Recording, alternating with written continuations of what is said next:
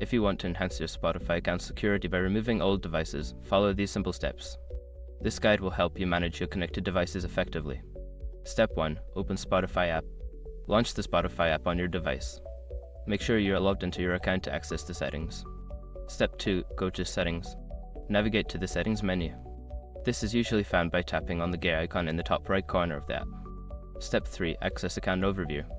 Scroll down to find the Account section. Tap on it to view your account details and connected devices. Step 4. Manage Devices. Look for the Devices option within the account settings. Here, you will see a list of all devices currently connected to your Spotify account.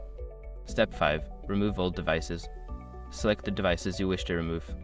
Follow the prompts to disconnect them from your account, ensuring that only your current devices remain linked. By following these steps, you can easily manage and secure your Spotify account by removing any old or unused devices. Regularly checking your connected devices is a good practice for maintaining your account's security.